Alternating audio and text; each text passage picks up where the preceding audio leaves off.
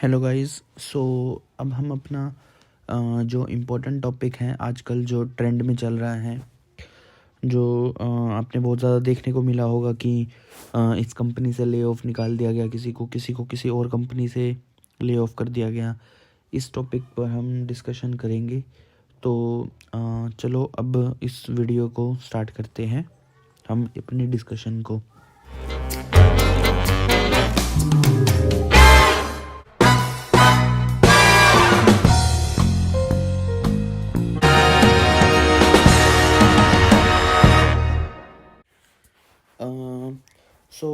Google ने आपने जैसे अभी एनडीटीवी की न्यूज़ अगर आप देखते हो तो आपने देखा होगा कि अभी रिसेंटली गूगल ने जब ले ऑफ किए, उस ले ऑफ में एक जैसे 8 मंथ प्रेग्नेंट वुमेन को भी ले ऑफ कर दिया गया, जो अपनी मैटरनिटी लीव पे जाने वाली है थी। तो इससे हमें पता चलता है कि अभी कितनी ज़्यादा प्रॉब्लम आ रही है इस टाइम में लोगों को। तो ये एक एनडीटीवी का आर्टिकल है जिसमें बताया गया है कि एक 8 मंथ प्रेग्नेंट वुमेन जो यूएस के अंदर थी, उसको भी ले ऑफ कर दिया गया, जो अपनी मैटरनिटी लीव पर ले जाने वाली थी। तो उसने एक बहुत बड़ा पोस्ट भी डाला है, इससे एसोसिएटेड ट्रेंडिंग पे जो भी शो हो रहा है। इसके अलावा अब हम जो मेन हमारा जो वीडियो है उसके बारे में हम डिस्कशन करेंगे कि क्या हो रहा है। तो मैं एक डाटा के बारे में जो मैंने कलेक्ट किया है उस डाटा को दिखाऊंगा कि कितने ले ऑफ्स हुए हैं जनरली बेसिस पे, हमारे ऊपर क्या इम्पैक्ट होने वाला है, क्यों ले ऑफ्स किए जा रहे हैं, कॉस्ट कटिंग के बारे में थोड़ा बहुत बताऊंगा। तो इस वीडियो में हम ये भी जानेंगे। तो ये बेसिकली एक छोटा सा डाटा है जो बड़ी बड़ी टेक जाइंट्स होती है, जैसे अमेज़ॉन, अल्फ़ाबेट, से जिसको अल्फ़ाबेट को गूगल भी बोलते लोग, मेटा, माइक्रोसॉफ्ट, बहुत सारी ऐसी कंपनी। इसके अलावा भी जैसे कोई स्टार्टअप्स, इन सब में भी ले ऑफ देखने को मिल रहे हैं आजकल जाने में। तो अमेज़ोन ने नियरली 18,000 लोगों को ले ऑफ किया, गूगल ने लगभग 12,000 बंदों को ले ऑफ किया, मेटा ने 11,000, और माइक्रोसॉफ्ट ने जैसे 10,000 के आसपास, HP ने 6,000, ट्विटर ने तो बहुत ज़्यादा भी ले ऑफ किए हैं, नियरली 80 to 70। ये तो डाटा हमारे पास पुराने वाला है जो टाइम्स ऑफ इंडिया से मैंने लिया है।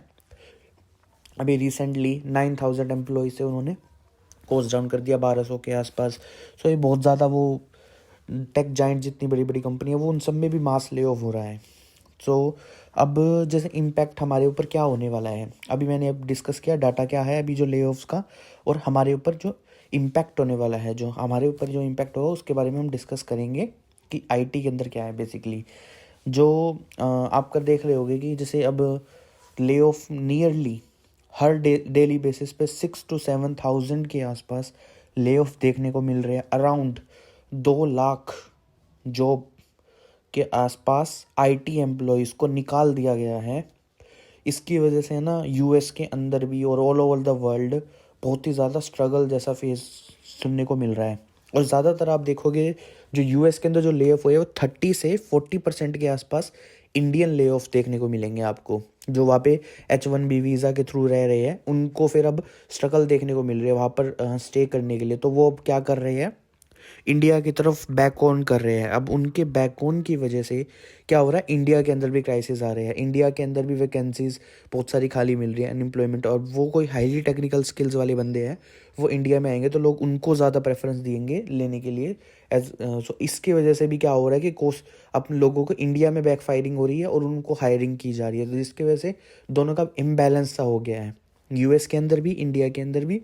इस तरह का एक स्ट्रगल फेज अपने देखने को मिल रहा है। ये इंडिया टुडे की जो लेटेस्ट एक आर्टिकल आया था उसमें बताया गया है कि नियरली 2 लाख एम्प्लॉयज़ आईटी के को जॉब से हाथ धोना पड़ा है।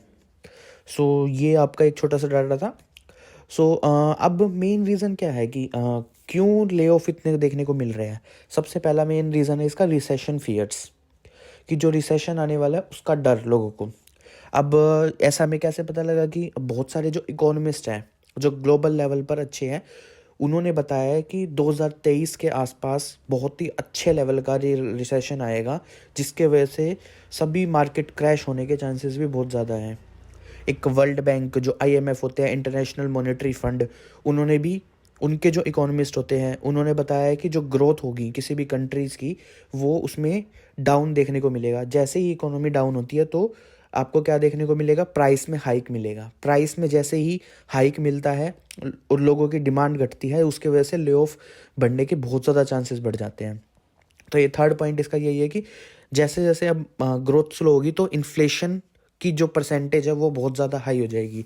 जैसे इंडिया के अंदर आप देख सकते हो कि 6% के आसपास है, यूएस के अंदर नियरली 3 to 4% है। हमारे लिए 3 to 4% वो ज़्यादा नहीं लगता हमको, लेकिन यूएस वालों के लिए बहुत ज़्यादा है। सो ये हाई इन्फ्लेशन रेट हो रहा है, जिसकी वजह से डिमांड भी लोगों की घट रही है। डिमांड घट रही है तो सप्लाई उनके पास बहुत ज़्यादा स्टॉक में बची हुई है, तो उनको सेल करने के लिए भी उनको टाइम बर्बाद हो रहा है। तो ये एक बहुत ही ज़्यादा मेन क्राइसिस है। इसके अलावा जो अभी करंट क्या चल रहा है, रशिया और यूक्रेन का जो वॉर चल रहा है, उसकी वजह से और ज़्यादा इकोनॉमी को डाउन कर दिया गया है। उससे क्या हुआ, बहुत ज़्यादा जो ट्रेडिंग रूट थी, बहुत सारी जो ऑर्गेनाइजेशन जो रशिया के अंदर काम करते थे, यूक्रेन के अंदर काम करते थे, उनके वजह से वहाँ भी क्राइसिस देखने को मिल रहा है, जिसके वजह से रिसेशन ग्लोबली और ज़्यादा बढ़ गया है। तो ये मेन रीज़न है रिसेशन के फियर करने का, इसके वजह से ले ऑफ होने को मिल रहा है। दूसरा इसका मेन रीज़न है वो है rapid rate hike. Rapid rate hike ये बेसिकली क्या होता है कि जैसे यूएस, ये से अलग अलग ब्रांड होते हैं, बैंक्स होते हैं, वो एक रेपो रेट लेके चलते हैं जो जनरली 0% के आसपास रहता है। इंडिया में लगभग 3% के आसपास रहता है, लेकिन यूएस के अंदर या जैसे हमारा यूरोप हो गया, इन जैसी कंट्रीज़ के अंदर 0 या 1 से ज़्यादा अब तक देखने को नहीं मिला। लेकिन अब वो रेपो रेट बैंक क्या कर रही है, 0% से लेके 3% तक यूएस के अंदर चला जाओ, क्योंकि जो कि बहुत ज़्यादा है। तो इसके वजह से बहुत ही ज़्यादा हर चीज़ों के प्राइस में बहुत ज़्यादा इन्फ्लेशन हुई है। अब कोई चीज़ अगर रेट बढ़ रही है तो लोगों की डिमांड ऑटोमेटिकली घटेगी। जैसे जैसे डिमांड घट रही है तो क्या हो रहा है कि मार्केट में इम्बैलेंस सा हो गया है, जिसके वजह से लोगों को अब कॉस्ट कटिंग करने पर मजबूरन जाना पड़ रहा है किसी भी ऑर्गेनाइजेशन के अंदर। तो ये एक मेन रीज़न रहा है, एक रेपो रेट का बढ़ना। दूसरा हमारा जो रिसेशन की डर है, किस किस रीज़नों से, उनके बारे में मैंने भी डिस्कशन किया। अब उसके बाद क्या हुआ जा रहा है, उसके बाद है ना कॉस्ट कटिंग पे आ जाते हैं। जब ये सब होने लग जाता है, फैक्टर्स जब आने लग जाते हैं, तो इससे क्या होता है, अब कंपनियां क्या करती है, अपने आप को सस्टेन रखने के लिए, प्रॉफिट बनाने के रखने के लिए कॉस्ट को कट करती है। कॉस्ट कटिंग के अब ज़्यादातर है ना बहुत सारे एरियाज होते हैं, ज़्यादातर आपको देखने को मिला होगा। जैसे मैंने ना कुछ ग्लोबली डाटा निकाला था, उसमें मेजर इम्पैक्टेड एरिया जैसे यहाँ पर हो गया, यहाँ पर हो गया, इस एरिया में हो गया, यूरोप साइड में, अमेरिका, कनाडा, इन जगह पे बहुत ज़्यादा कटिंग देखने को मिली है। लेकिन कुछ एक ऐसे एरिया है जहाँ पर कॉस्ट कटिंग थोड़ी कम हुई है, जैसे अमेरिका के लेफ्ट ईस्टर्न पोर्शन के आसपास, और इधर जो इंडिया के है ना बेंगलोर साइड जो एरिया है, वहाँ पर भी थोड़ा सा एरिया इम्पैक्ट हुआ है, लेकिन इतना ज़्यादा लेवल का नहीं हुआ जितना यूएस के अंदर ज़्यादा हुआ है। यूएस के अंदर ज़्यादा आपको रिसेशन देखने को मिलेगा, ज़्यादा निकाला जा रहा है एज़ कम्पेयर टू इंडिया। सो ये एक, और इंडिया है ना बेसिकली क्या है, एक सर्विस बेस्ड है। तो सर्विस बेस्ड जितनी भी इंडस्ट्री है ज़्यादातर सर्विस बेस्ड है। सर्विस बेस्ड होने की वजह से क्या है, वो डिपेंडेंट है किसी और कंट्रीज़ की को अपने आप को प्रोवाइड करने के लिए, आउटसोर्स करने के लिए काम, जिसकी वजह से भी इंडिया के अंदर रिसेशन आने के बहुत ज़्यादा चांसेस बढ़ रहे हैं। अगर इसका सॉल्यूशन क्या हो सकता था, इसका सॉल्यूशन हो सकता है इंडिया खुद एक प्रोडक्ट बेस्ड कंपनी बनाए बहुत सारी, जिससे हमारा रोज़गार हमारे पास ही रहे। प्रोडक्ट बेस्ड इंडस्ट्री के अंदर जॉब लॉसेस का थोड़ा सा फैक्टर कम रहता है as compared to service based company. So ये एक छोटा सा सजेशन है कि आप कर सकते हो, इससे हम थोड़ा अपना फ़र्क दिखा सकते हैं। लेकिन आप ज़्यादातर देखा होगा कि आपके मन में ये रहेगा कि आईटी के अंदर ले ऑफ हो रहा है, ऐसा नहीं है। इसके अलावा बहुत सारी जगह पे ले ऑफ भी देखने को मिल रहा है। जैसे गूगल ने फॉर एग्जांपल अभी कॉस्ट कटिंग के लिए 2022 में नियरली कुछ मंथ पहले एक पिक्सल बुक होती थी उनकी जो लैपटॉप, उनको कैंसिल कर दिया गया उनके ऑर्डर को बनाने से। दूसरा एक स्टेडिया एक गेम होता है उनका, उस प्रोजेक्ट को ही बिल्कुल शट डाउन कर दिया गया। तो ये एक आईटी से, ये नॉन आईटी वाले भी हैं जो इसके अंदर वर्क कर रहे थे, उन सबका भी शट डाउन कर दिया गया।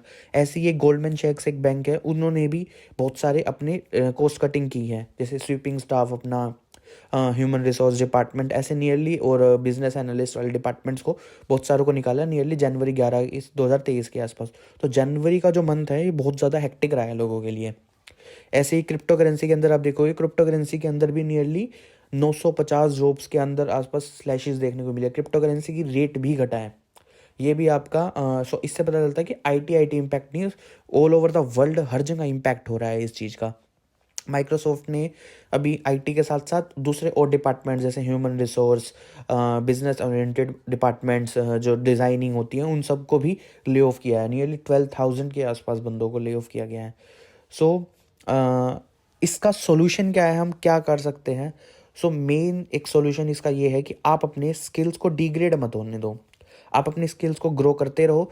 जितना आप स्किल सीखोगे, टेक्नोलॉजी बोलोगे, उतना आपके ज़्यादा चांसेस है किसी और कंपनी को आपको हायर करने में, क्योंकि दुनिया में सिर्फ 2-3 कंपनियां नहीं हैं, ये फैंग या मैंग जिसको आप बोलते हो जनरली, इनके अलावा भी बहुत सारी कंपनी है, आप उनमें ट्राई कर सकते हो, उनमें ज्वाइन कर सकते हो। तो वो भी स्किल्स मांगते, तो इसलिए आपने स्किल्स को स्टार्ट करें। अगर आपको जैसे मैंने मैनुअल टेस्टिंग का, जैसे मेरा चैनल है, इसके अंदर मैनुअल प्लस ऑटोमेशन दोनों सिखाता हूँ मैं। तो मैंने बेसिकली रिक्वायरमेंट के बारे में बताया, मैनुअल क्या होता है, ऑटोमेशन क्या होता है, क्या हम पढ़ सकते हैं, कैसे हम उसको प्रोग्रेस कर सकते हैं, तो आप उनको भी थोड़ा गो थ्रू कर सकते हैं इस वीडियो के अंदर जाके। So thank you for this. आप मेरे चैनल को सब्सक्राइब कर सकते हैं, लाइक कर सकते हैं। ये मेरा इंस्टाग्राम चैनल, लिंक्डइन चैनल मेरे इसके अंदर डिटेल के अंदर है। Thank you for this, bye bye.